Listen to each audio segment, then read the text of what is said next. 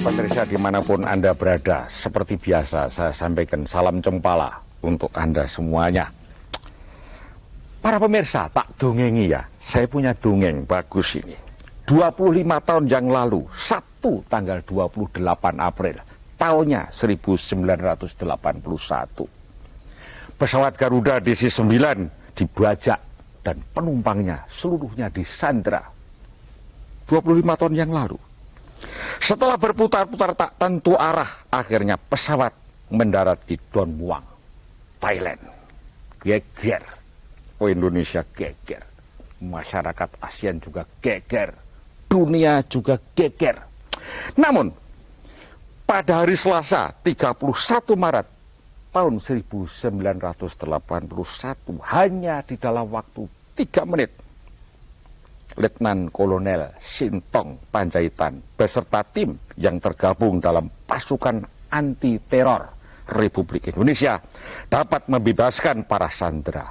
Lucunya para pemirsa, keikutsertaan Pak Benny Murdani, sekarang sudah almarhum, pada waktu itu pangkatnya Mayor Jenderal kalau tidak keliru, dalam tim terlambat diketahui oleh Pak Sintong sebagai komandan tim.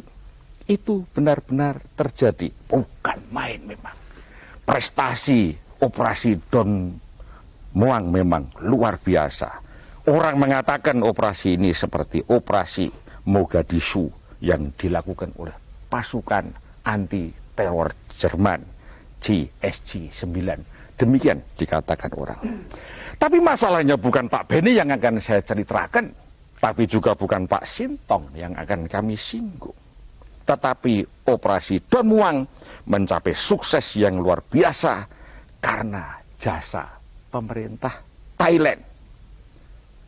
Pangkop Kamtib Pak Laksamana Sudomo, bukan Soekardi, tetapi Pak Laksamana Sudomo dalam konferensi pers mengatakan, pada kesempatan ini pemerintah ingin menyampaikan terima kasih yang sedalam-dalamnya dan penghargaan yang setinggi-tingginya atas bantuan dan kerja yang telah diberikan oleh pemerintah Thailand, sehingga pembajakan ini dapat diakhiri dengan sangat berhasil. Adalah fakta para pemirsa bahwa pemerintah Thailand bersedia mengulurkan tangan untuk menahan pesawat DC-9 yang dibajak agar tidak cepat-cepat meninggalkan Thailand karena terinspirasi oleh semangat kebersamaan ASEAN. Tanggal 8 Agustus kemarin, ASEAN ulang tahun yang ke-39. Masyarakat pewayangan menyampaikan, ASEAN selamat ulang tahun yang ke-39. Oleh karena itu, para pemirsa, tema kita pada siang hari ini adalah cerita wayang yang kami beri judul Sesaji Rojo Suyo dan ASEAN. Bagi Anda yang ingin bergabung dengan kami, silakan telepon. Bagi Anda yang di luar Jabodetabek, 021 574 34 dan 78.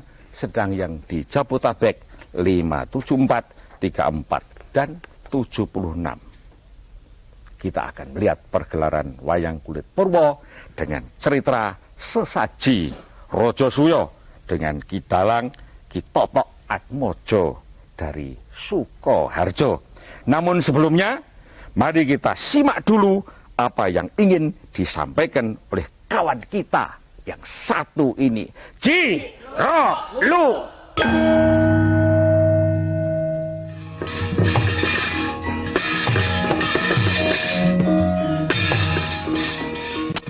Nguswo nyora ngambrengeng kati karunaning yaskaswase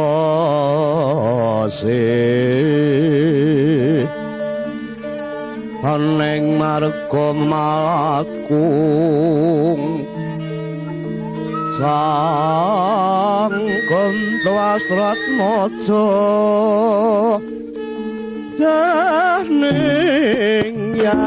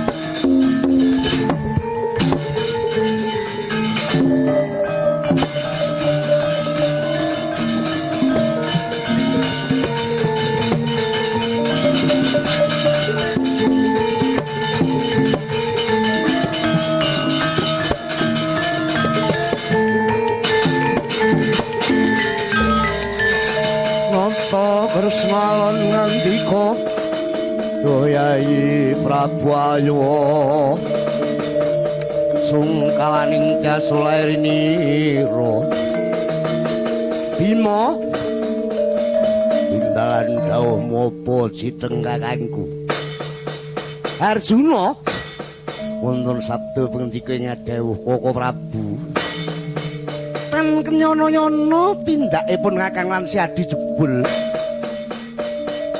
bisa ndenangi sumbering dahuru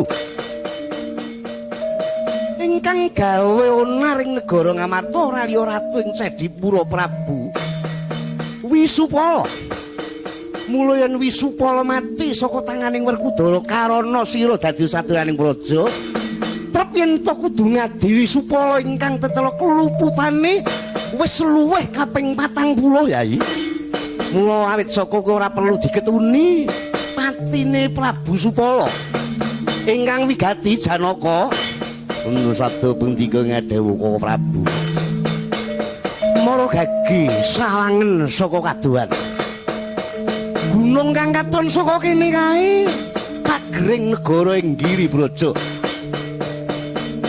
ingkang jejuluk Prabu Jarasandha ingkang tetela ratu ambek angkara murka budinesta katon dhuwuring gunung kae ana tambur wasiat kang mencorong mawa cahya kae wasiating Prabu Jarasandha aja nganti kedenangan tindakipun kakang anggone mlebu ing negara Giribraja Yayi sipaten jemparing tambur wasiating Prabu Jarasandha lan pun kakang bakal lukar busana kamarabon ngrasuk busana kabrahmanan karana Prabu Jarasandha kuwi percaya banget marang pawongan ingkang sipating sipat Brahmana ingkang katon ngesokaken dawuh sipaten jemparing Yayi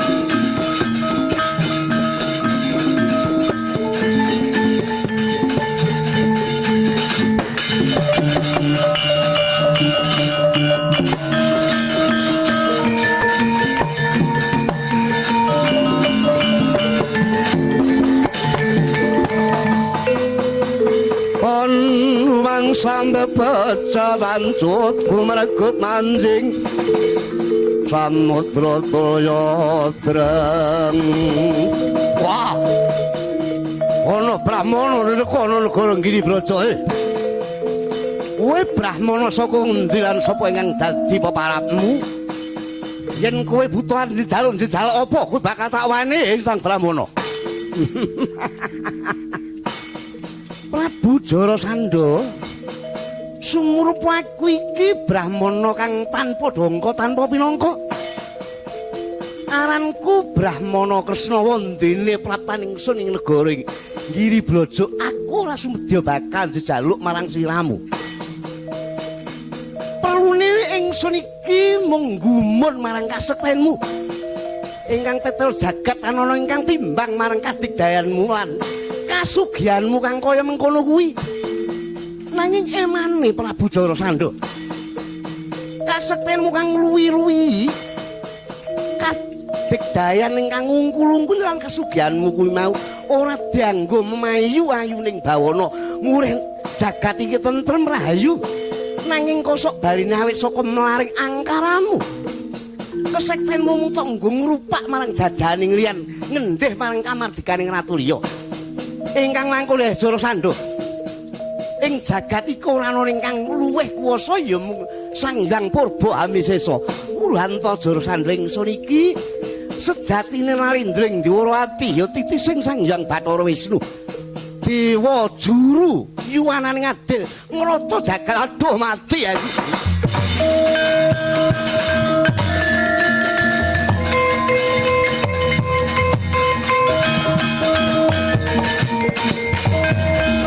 Oh, pekulun Sang Hyang Bathara Wisnu ingkang santah. Aduh. Layak to mestaku paduka mencorong mawa cahya. Wiwit paduka rawuh kula sampun nglenggono bilih paduka menika dewaning adil. Waduh, sareng paduka kepareng rawuh. Gawang-gawang nglenggono kaluputan kula. Ingkang kula tetel ngumbarang karang murta budhe nista nanging sampun klajeng bukulun. Oh, ger daya sena kula wonten sabda pengandika ing dawuh minangka panubos kaluputan ingkang Rama kula. Aja wedi kenyangan ratus-ratus negara kang dikunjara ing negara Giribraja Maragage. Uwalana saka madaning pakunjaran lan tundhone kabeh padha aturana suwita ngestreni anggone bakal para Pandhawa sangsa Jiraja. Aduh, awakku panas aduh Gusti.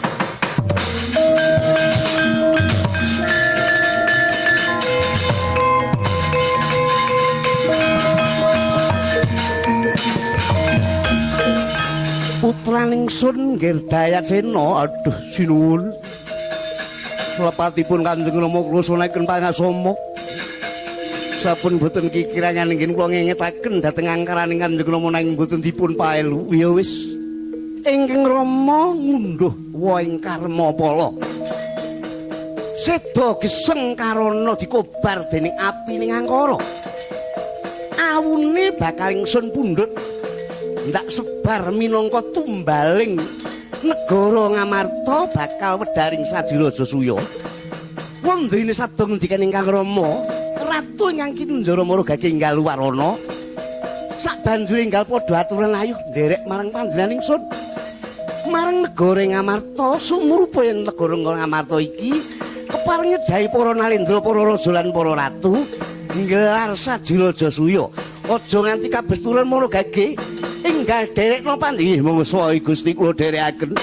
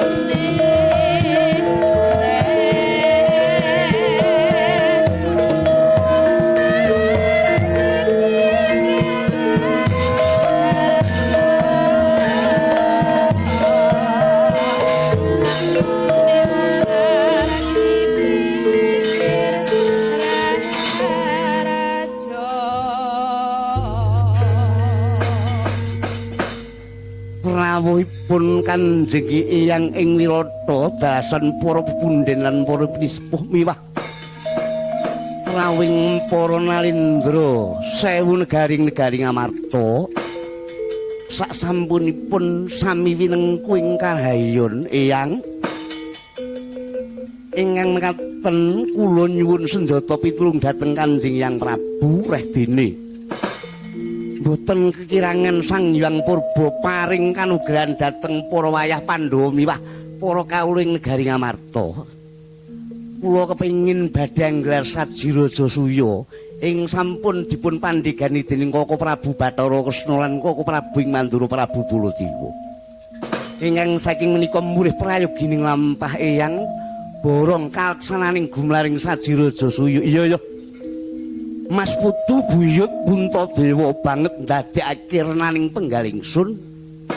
Ingkang mangkon ingsun minangka wakiling para ratu sewu negara ingkang padha rawuh ing negara Ngamarta mung tansah nyengkuyung lan mengestoni gumlaring saji Raja Suya. Mula murih sae gumaring saji Raja Suya para gage Kakang Semar. Kula aku njaluk tulung ya Kakang. Mbok menawa pirsa mungguh legetaning para Pandhawa ing nggone gelar pasang saji Raja Suya. Murih sae kraring saji Raja Suya nadyan kowe iki wijiling wong cilik katone nanging kowe iki dewa ngejawantah. Ingsun mundhut supaya jeng sliramu Kakang Semar ngikrarake saji Raja Suya. Oh nggih. Menawi katen kula nyuwun pangestu katur para rawuh lan para nalindra dasan para punden.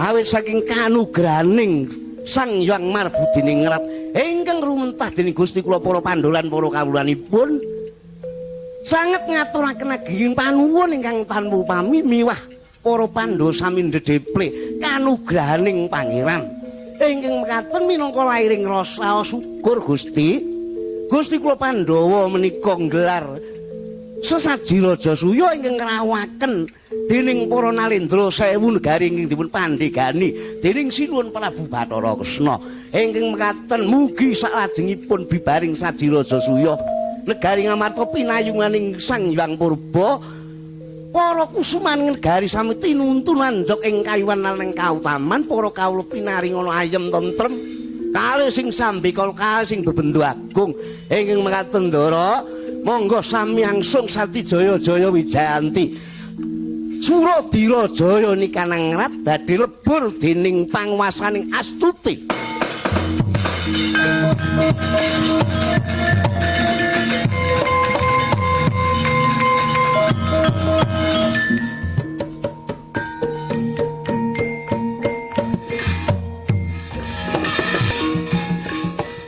Para pemirsa, itu tadi sesaji Raja Suya yang telah digelar dengan apik oleh Kitata Atmaja dalang saking Sukoharjo, gitu Pak.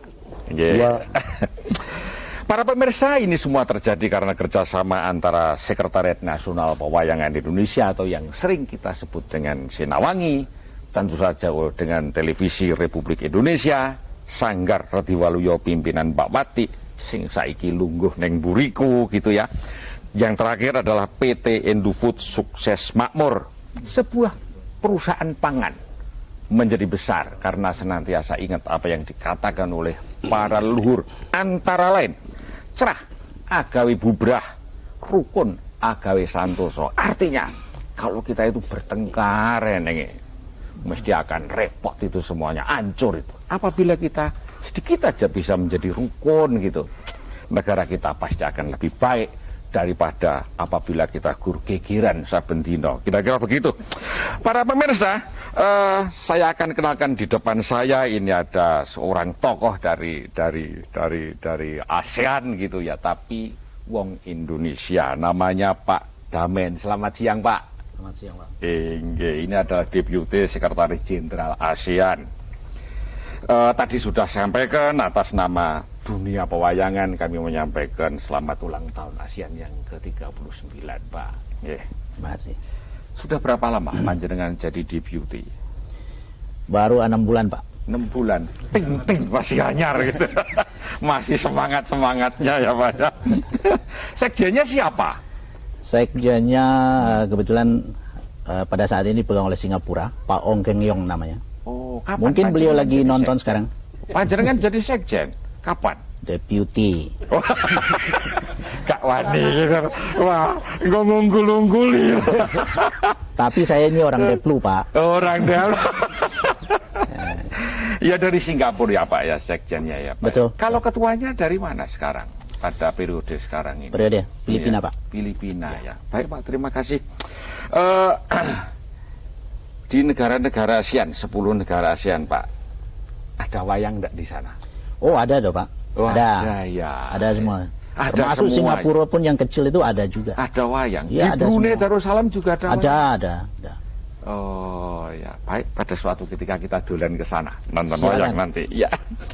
Ganti Pak Tian. Pak Tian panggilannya Pak Triansah, Pak Trian gitu ya Pak. Selamat siang Pak. Selamat siang, Pak. Iya Pak Trian itu adalah dirjen, istilahnya dirjen kerjasama ASEAN atau dirjen ASEAN. Kerja sama ASEAN. Oh, kalau saya lihat di sini kok hanya dirjen ASEAN gitu aja. Itu Tapi bahasa apa-apa. Inggris, Pak. Bahasa Inggris kerjasamanya gak eneng cara Inggris itu.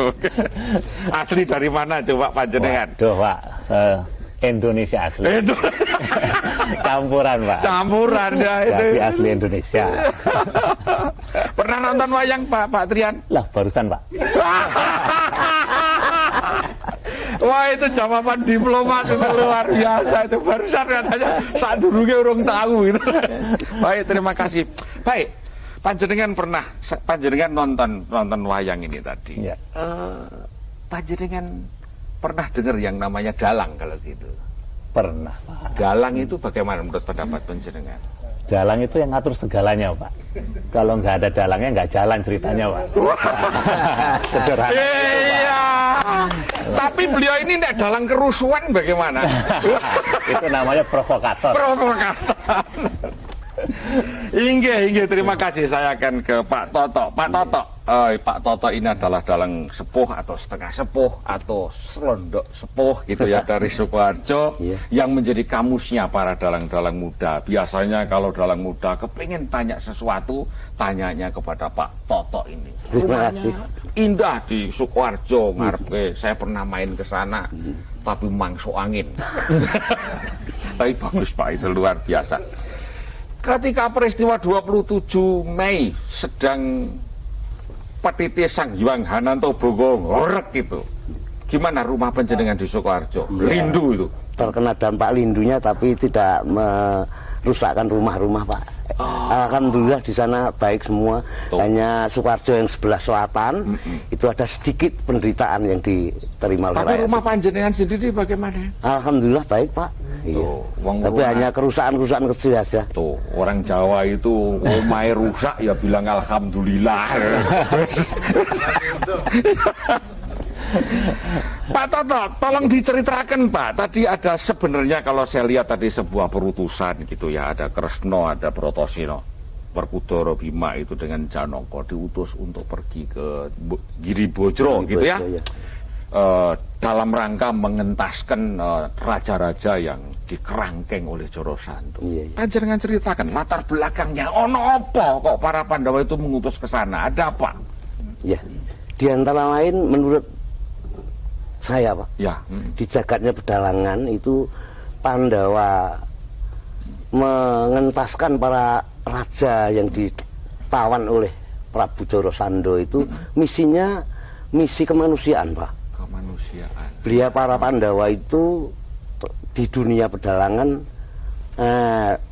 dia mengedepankan asas kemanusiaan dan asas pambah karena beliau mengentaskan para tawanan yang ditawan oleh Prabu Joro Sando itu untuk ngamal ibadah dia kepada Tuhan Yang Maha Esa. Oke. Jadi masalah-masalah kemanusiaan ya Pak Kemanusiaan, ya. ya. Tentu saja pada waktu itu kerajaan Indraprastha kan sudah ada gitu Ada, ya. iya. Jadi kosananya itu di dalam rangka misi kemanusiaan. Misi kemanusiaan. Baik, terima kasih Pak. Apa untungnya? Apa untungnya Pandawa mengutus itu tadi tiga ya, Kresno, Brotoseno sama Permadi gitu ya. Untuk apa untungnya sebenarnya untuk negara Menurut ini? saya Pak, Ya. ya. Kresno itu gambaran manusia yang berjiwa bijak dan dia telah banyak berpengalaman untuk tata kenegaraan. Dan itu dia bisa membedakan di antara penderitaan dan jejiban, kewajiban. Beliau untuk mensponsori para Pandawa untuk akan menggelar Sadi Rajasuya itu karena beliau telah pengalaman dan bijaksana. Barangkali nanti ada gunanya. Barangkali nanti ada gunanya. Itu rasa syukurnya para Pandawa untuk mengucapkan terima kasih kepada Tuhan Yang Maha Esa. Sehingga para Pandawa ngutus yang disponsori oleh Prabu Kresna untuk menindih atau mempelopori Sadi Rajasuya. Oke, terima kasih Pak Toto. Terima kasih. Saya akan kepada Pak Dian. Pak Damen. Pak Damen, aduh, ini keliru aja. Tak apa-apa, Pak. Tidak apa-apa. Adik saya. Oh, iya. Satu korps ya. Oke, Pak Damen. Tadi diceritakan oleh Ki Dalang gitu ya, tentang kerjasama negara-negara. Tadi itu ada negara Indraprasta yang sudah jadi gitu ya. Dia melakukan kerjasama dengan negara-negara lain. Ada Wiroto, ada yang segala macam yang pada waktu itu rajanya pergi ke sana itu. Prinsipnya adalah kerjasama antar negara. Kilas balik Pak, kilas balik. Mengapa ASEAN harus ada Pak? Mengapa? Pada waktu itu ya, tahun 67. 8 Agustus tahun 67. Mengapa harus ada? Apa tujuannya sebenarnya? ASEAN ini memang dibentuk Pak, merupakan suatu organisasi regional yang semula itu oleh 5 negara pada tahun 67, di mana waktu itu almarhum Pak Adam Malik juga merupakan salah satu founding sponsornya ya. Kemudian Brunei masuk, kemudian 4 negara yang lain yang kita biasanya sebut CLMV, Kamboja, Laos, Myanmar dan Vietnam. Nah sekarang kita jadi 10 Pak. Jadi kita mungkin Bapak pernah mendengar yang istilahnya 10 Nations, One Society. Jadi kita ingin membentuk suatu masyarakat ASEAN. Nah, salah satunya itu sektor budayanya itu. Jadi di ASEAN itu ada 3 pilar Pak sebenarnya ya, yang juga dilahirkan pada waktu KTT 2003 di Bali. Di situ ada komunitas. Jadi kita punya visi ASEAN itu 2020. Awalnya ya di Bali dicetuskan begitu. Iya, tapi saya dengar kan mulai diajukan menjadi 2015 katanya supaya masyarakat ASEAN itu bisa saja itu tergantung kalau kita mampu mengimplementasikan berbagai kesepakatan yang kita capai sekarang. Bisa saja, tapi visi kita tetap 2020. 2020 ada. Jadi di situ ada 3 pilar, Pak. Ada 1 pilar politik dan security. Politik dan security. Yang berikutnya ada pilar ekonomi. Komunitas kita membentuk community ekonomi. Kemudian yang ketiga adalah pilar sosial budaya. Nah, pilar sosial budaya inilah yang ada kaitannya dengan ini, dengan kegiatan kita seperti ini. Tetapi sebelum saya terlalu jauh, Pak, Pak Dargo kan mencecer saya pertanyaan, jadi saya lupa ucapkan terima kasih sebenarnya. Terima kasih atas nama Sekretariat Jenderal ASEAN kebetulan kita jadi tuan rumah di Jakarta. Ini kami ingin mengucapkan terima kasih atas partisipasi, atas berbagai ucapan selamat atas ulang tahun ASEAN yang ke-39 ini, yang jatuh pada tanggal 8 Agustus yang lalu. Nah, atas nama Sekretaris Jenderal ASEAN yang saya sebutkan tadi namanya Pak Ong Keng Yong, ya barangkali beliau nonton sekarang juga. Kami ingin mengucapkan, bisa cara Jawa. Oh, dia tahu, Pak. Dia bisa bahasa Melayu. Iya, kami ingin mengucapkan terima kasih pada Sekretariat Nasional Pewayangan Indonesia, Televisi Republik Indonesia, dan seluruh masyarakat Indonesia pemirsa yang menyaksikan acara ini. Atas ucapan selamat itu. Nah, saya ingin masuk sedikit ke masalah sektor pilar yang sosial budaya tadi. Di situ ada namanya Komite Sosial Budaya dan Informasi. Itu adalah suborganisasi daripada ASEAN itu sendiri. Betul Pak. Di situ ada, jadi komite ini ada kurang lebih 11 subkomite. Nah, salah satunya itu, jadi komite ini menangani bukan saja kebudayaan, tetapi juga mengenai pendidikan, kesehatan, tenaga kerja, pembangunan sosial, pembangunan pedesaan, penanggulangan kemiskinan, kerjasama di kepemudaan dan sebagainya, luas sekali. Tapi salah satunya itu adalah menyangkut masalah kebudayaan. Nah, di dalam di dalam pilar 3 itu sudah dicantumkan dalam namanya Vientiane Action Program. Nah, itu di Vientiane pada waktu itu pada tahun 2004 saya lihat Pak Dirjen ASEAN ini membawa satu buku, itu buku sucinya ASEAN itu, Pak. Itu buku sucinya ASEAN yang kita sebut Vientiane Action Program, betul. Di situ seluruh program dari tahun 2004 sampai 2009 itu seluruhnya ada di dalam yang kita harus implementasikan. Yang mudah-mudahan kita bisa implementasikan semua apa yang ada di dalam. Nah, salah satunya itu di dalam yang menyangkut budaya itu ada di dalam yang disebut, kalau bahasa Jawanya gini Pak ya, preservation of past and living popular cultural heritage and traditional. Gitu. Kira-kira terjemahannya itu kalau bahasa Indonesianya itu melestarikan warisan budaya dan tradisi rakyat masa lalu dan masa kini. Nah, inilah salah satunya perwayangan ini. Yang saya tadi sebutkan bahwa di seluruh 10 negara ASEAN itu sudah ada wayang. Dari dulu, ratusan tahun yang lalu sudah ada. Tetapi baru 4 negara itu yang kebetulan saya sebutkan tadi, CLMV itu, yaitu Kamboja, Laos, Myanmar, dan Vietnam, yang kita dokumentasikan. Jadi sudah ada namanya ASEAN Puppetry Festival pada tahun 2004, kita sudah dokumentasikan itu. Kalau Indonesia sendiri belum. Barangkali Senawangi dengan ini punya rencana ke depan, silakan saja Pak diajukan melalui subkomite di subkomite COCI tadi itu yang disampaikan. Nah, barangkali kalau diputuskan kita bisa bantu di sekretariat. Silakan terima kasih Pak. Terima kasih. Terima kasih. Baik. Saya akan lanjutin kepada Pak Dian. Pak, tadi sudah diceritakan ternyata banyak suborganisasi yang ada di dalam ASEAN, termasuk mengenai masalah kebudayaan. Lumayan juga dan istimewa itu, Pak. Yang menjadi masalah buat saya adalah ini sudah ada ASEAN itu. Manfaatnya untuk Indonesia itu apa sebenarnya? Terutama di bidang kebudayaan. Percuma itu kita masuk sesuatu orang mudeng apa kuwi gitu ya. Tapi kalau ada manfaatnya itu kan ada harapan ke depan. Monggo Pak Dian. Banyak Pak Darko ya. Mungkin Pak Damen tadi telah kemukakan beberapa kegiatan ya Pak. Manfaat yang jelas mengenai kebudayaan ada tukar menukar musisi, contoh yang sederhana Pak. Baru-baru ini kita mengadakan pagelaran orkestra di bawah Candi Angkor Wat Pak di Kamboja. Dikumpulkan ya Pak ahli-ahli musik ASEAN sama-sama. Ada kegiatan seperti tukar menukar budaya dalam bentuk televisi Pak. Baru-baru ini TVRI juga jadi juara Pak, dapat penghargaan. Wah, lumayan. Dari ASEAN Television Network Pak. Ini bukan promosi TVRI Pak, tapi ada banyak seperti. Dulu saya mau ulangi. Jadi yang dapat juara itu siapa? TVRI Pak. Siapa Pak? Matur nuwun. Banyak yang lain Pak, seperti tukar menukar pemuda Pak. Jadi pemuda-pemuda itu dapat beasiswa, dapat ada yang namanya kerjasama pemuda.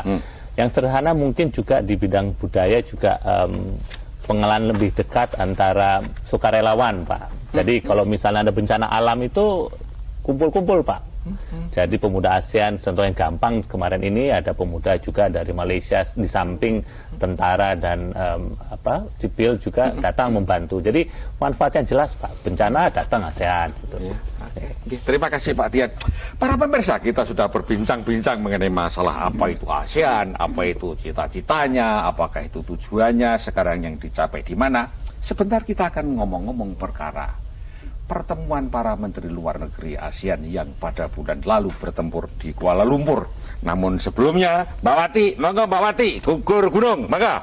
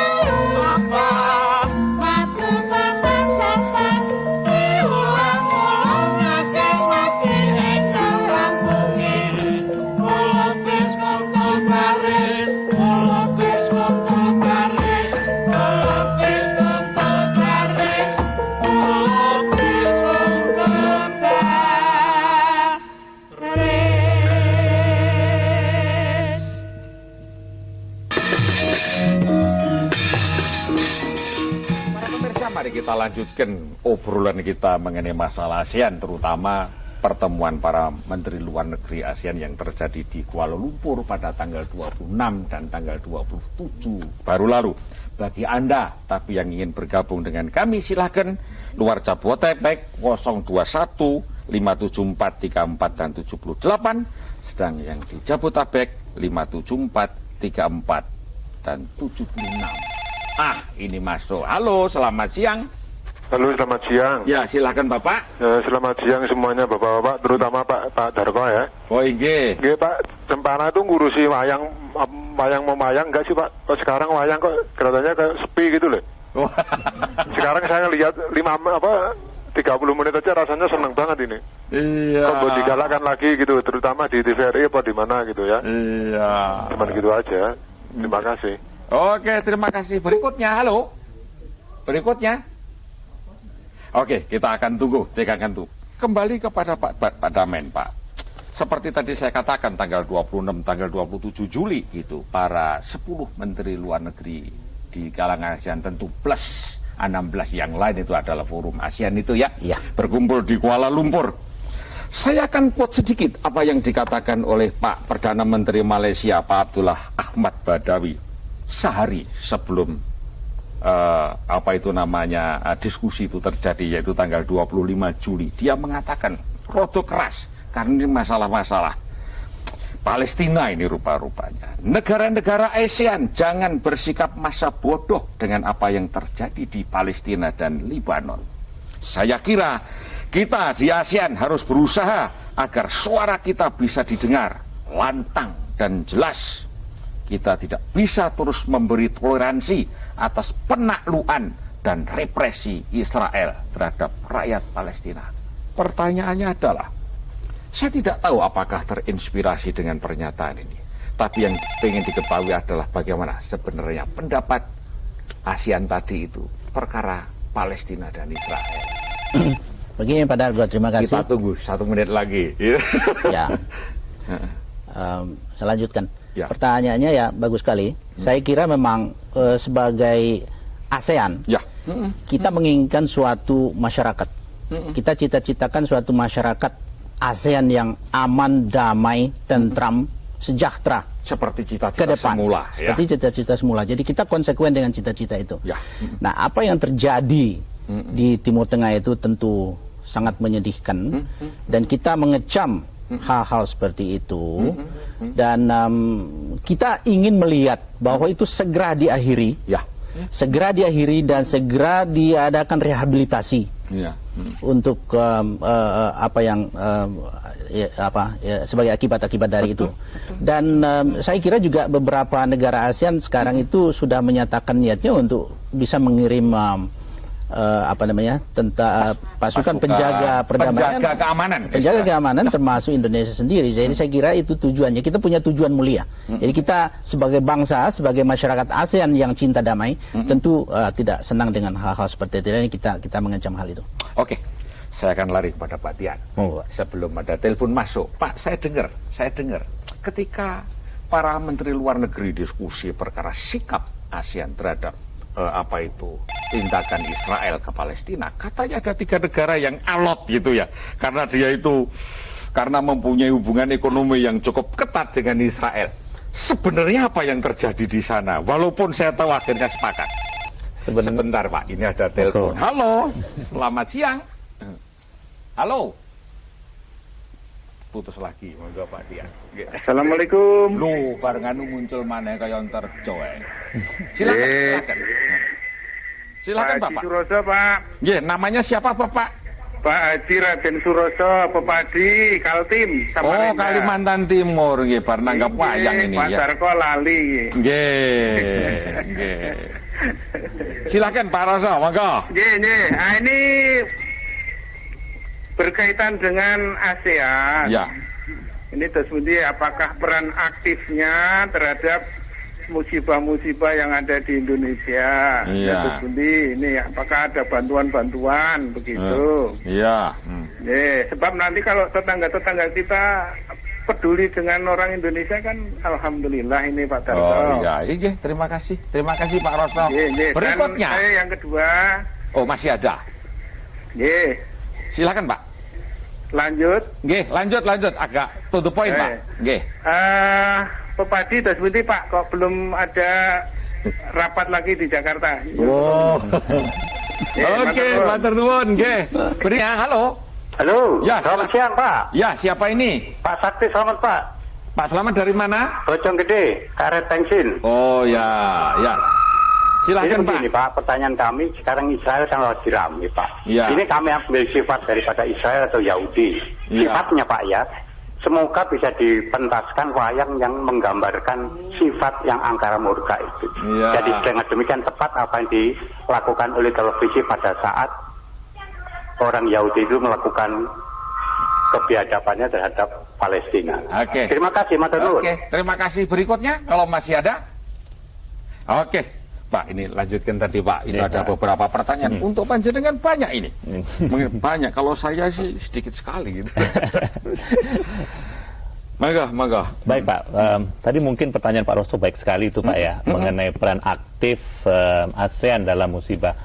Sebagai catatan Pak, 6 hari setelah bencana tsunami di Aceh Pak, kita langsung Indonesia menggelar pertemuan para kepala negara ASEAN dan negara-negara lain untuk mengkoordinasi, untuk membahas apa yang bisa dilaksanakan. Iya. Dan ASEAN itu yang pertama masuk Pak ke Aceh. Sebagai contoh, Singapura itu pertama kali masuk ya. ke Aceh untuk membantu. Semangat ASEAN ternyata. Semangat ASEAN didukung oleh Malaysia yang lain. Demikian juga Yogyakarta, Pak. Setelah adanya bencana itu, kita Indonesia memprakarsai adanya suatu perjanjian khusus ASEAN mengenai bencana alam. Iya.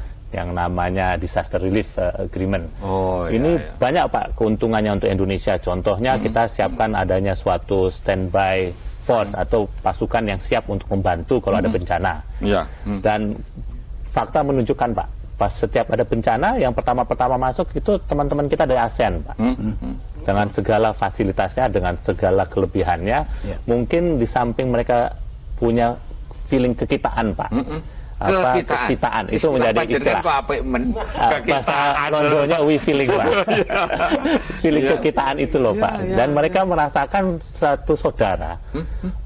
Kita mau tidak mau 10 negara ini punya rasa musyawarah, mufakat, kekitaan yang mendukung kerjasama yang lebih erat Pak.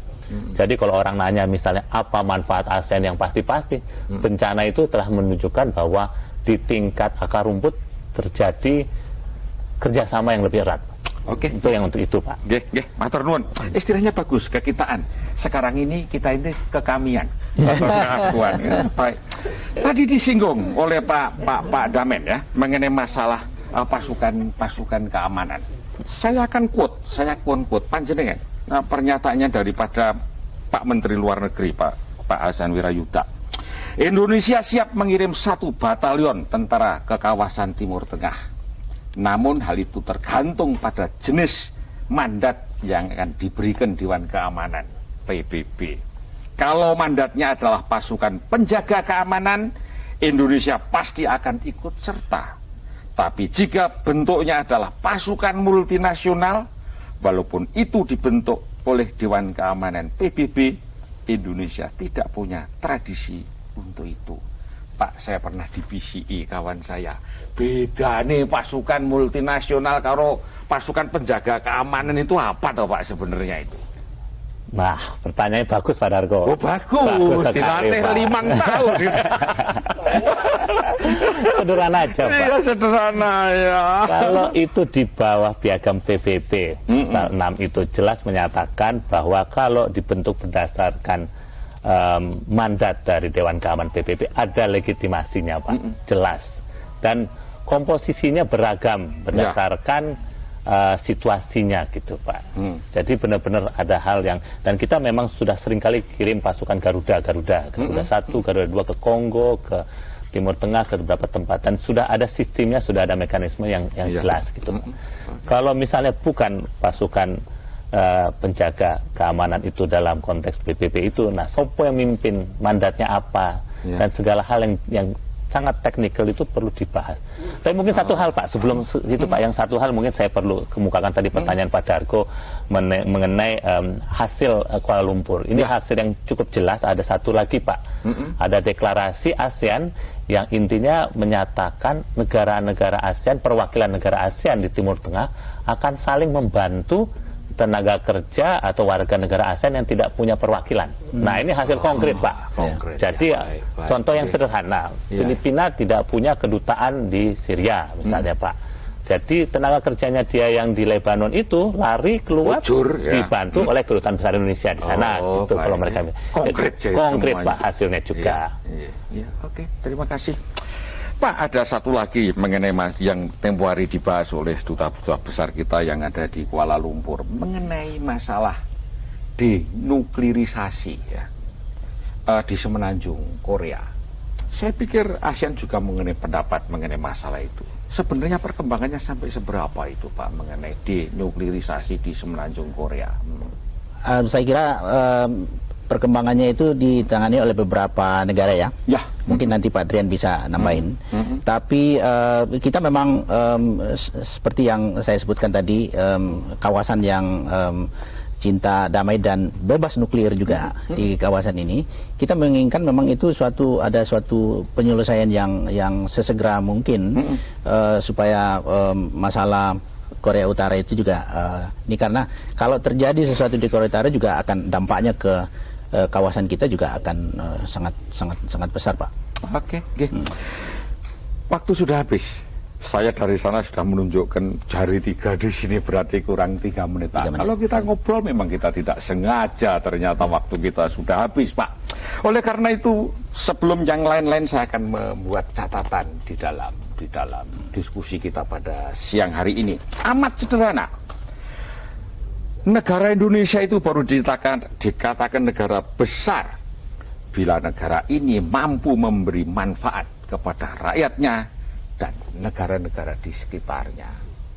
Demikian juga Perhimpunan Negara-Negara Asia Tenggara ASEAN baru dikatakan ASEAN yang gagah bila perhimpunan ini bermanfaat bagi para anggotanya dan bangsa-bangsa lain di luar ASEAN, terutama memang bangsa yang memang membutuhkan. Itu kira-kira berupa catatan kerjasama regional itu kira-kira intinya ada itu. Oleh karena itu para pemirsa, mari kita adakan kuis Rp250.000 bagi Anda berasal dari PT Indofood Sukses Makmur. Pertanyaannya amat sederhana. Sebutkan 5 negara pemrakasa terbentuknya ASEAN. Gampang dong gue. Pandawa 5, Pak. Ya, Pandawa 5. Halo, selamat siang. Selamat siang, Kepala. Ya, terima kasih. Sebutkan 5 negara pemrakasa terbentuknya ASEAN. Indonesia, Malaysia, Singapura, Filipina, Si Jine lali. Brunei Darussalam. Ya, lali kan? Kurang siji. Kamboja. Oke. Hah? Kamboja. Oh, keliru Pak. Nggih. Oke, berikutnya. Vietnam. Berikutnya. Halo. Selamat siang. Selamat Siapa siang. ini? Ya. Indonesia, Ya. Malaysia, Ya. Singapura, Filipina, Ya. Thailand. Betul. Selamat. Anda mendapatkan 250.000 dari Pandawa 5 itu. Indofood Pandawa 5. Silahkan menghubungi Sinawangi 021-877-99 dan 388. Akhirnya terima kasih Pak Damen, terima kasih Mas Dian, terima kasih. Terima kasih, Pak Totok juga terima kasih. Mbak Wati dan konco-konco juga kami sampaikan terima kasih. Dan juga terima kasih kepada Indofood Sukses Makmur. Saya Sudarko Prawiroyudo, Kepareng Madal Pasilan. Mohon undur diri, salam cempala. Sampai ketemu dalam kesempatan yang akan datang. Selamat siang.